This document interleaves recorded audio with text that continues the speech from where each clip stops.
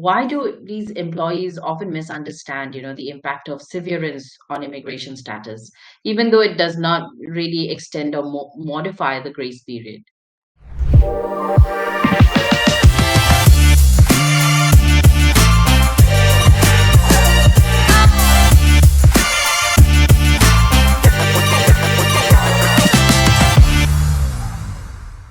So severance pay. So basically, so a lot of companies, what they do is some companies give severance pay, some companies do not pay severance pay, and sometimes some companies, because of local state laws, they are required to pay severance, and the rules are different in every state. The rules about severance are different, and every employer is different.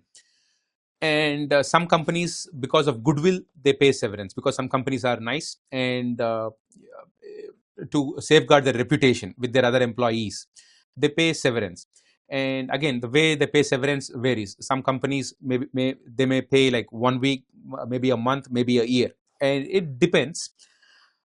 And some companies also pay for unused PTO. So maybe whether it is severance, whether it is unused PTO, or whatever reason, maybe it's an agreement that you have, an employment agreement where the company is required to pay you if they terminate your employment in the middle of your employment. So for various reasons, the severance, what it does is it extends your pay. At least it will help you to get paid. But when it comes to immigration status, USCIS wants you to follow the requirements of your visa classification. So if you are on H1B, USCIS wants you to work in the country. So they want to make sure you're actually working in the country. So if you're sitting at home and you're getting paid without any reason, that is not enough to safeguard your status. So severance package or a severance pay, yes, it extends your paychecks, but it does not extend your status. So that is something that is very important. So the day your active employment stops, your grace period starts, and people just assume that they're employed because the company is paying them. So for that reason, you have to be cautious. So you have to ensure that your active employment, the day your active employment stops, is the day your grace period starts. If in doubt, always check with your employer and ask them, what is your last day? What is my active date of employment?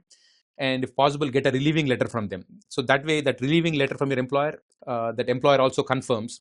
And don't ever use your pay as the only date to calculate your grace period.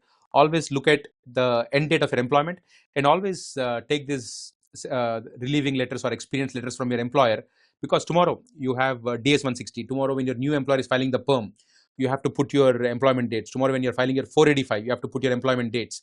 So you cannot have ambiguity of your employment dates, which means if your employer tells you that your employment is getting terminated, get all these documents ready, your experience letter, your relieving letter, and so on.